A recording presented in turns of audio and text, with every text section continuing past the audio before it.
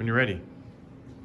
For all the time that humanity has existed, a staple to every culture has been their unique form of expression. One of the most common ways a community or culture can express their individuality is through music and dance. Through these, larger groups of people have been able to join together and unite over a common cause. With this being said, a question arises. To what extent does music and dance influence the decision-making of larger groups of people? This form of synchrony has shown many positive social implications. Studies have shown that individuals who experience group synchrony through music and dance tend to feel more trusting towards and united with their group members, feel more similar, and report more liking amongst the group. A simple example of this is religion and religious worship. People come together, and in doing so, they feel a sense of collective effervescence, which is the feeling of excitement and connection felt when a community partakes in collective or synchronous actions. Of course, this is not to discredit the opposing view of those who grow to lose their faith. Generally speaking, though, the fact remains that more group bonding through music and dance will result in more liking and trust.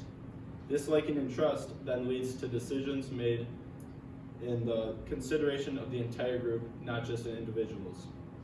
One standout example of this is a Song of Freedom at the Estonian Song and Dance Festival.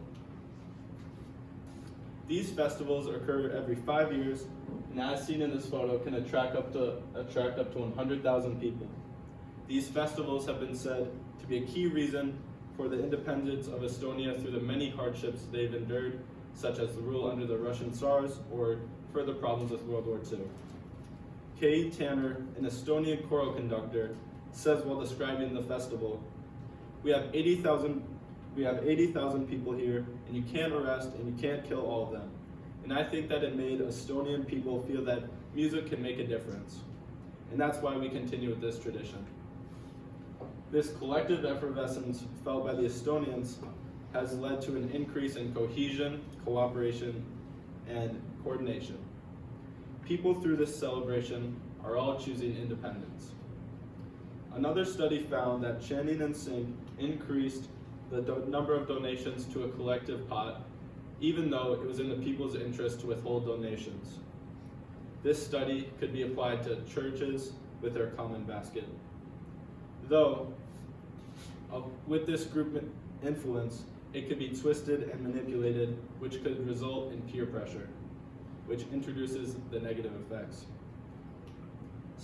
Several studies have shown that synchrony can promote conformity, aggression, and even destructive obedience. One positive example that could be skewed negative is the New Zealand dance ritual, the haka. The haka has gained popularity among the world with the rugby team, the All Blacks. The haka dance has its roots in the Maori tribe as a ritual war dance. This ancestral war cry was typically used for two main reasons: to scare the opponent and to boost the morale of the team. The latter inspires the group of people through their chest beating, eye bulging, and tongue poking ritual. These ritual effects and ideals could be supported by how militaries today still implement marching, chanting, and other group bonding tactics. All of these are in an effort to increase the in-group bonds and make the group seem overall more formidable. With this war ritual and the known negative effects, it is possible to see how a group could skew a ritual such as this, leading to a blind following of an unjust cause. Studies also show that people are more likely to choose to copy majority opinions when selecting products, instead of choosing their own personal preferences.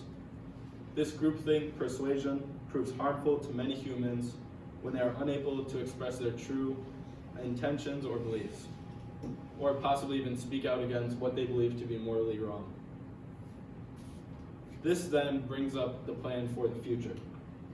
Typically, the effects are positive, such as better coordination, cooperation, or cohesion among the group. As seen in the Estonian Dance Festival, it has even helped save hundreds of thousands of people. Though for a society to advance, it must be wary of the negative effects such as harmful obedience, destructive obedience, conventionality, or groupthink, which all could set a society back hundreds of years. Though the goal remains to recognize these negative effects before they turn deadly, but still, with music and dance and the exceeding positive effects, we as a society should aim to utilize music and dance to lead humanity to strive and prosper.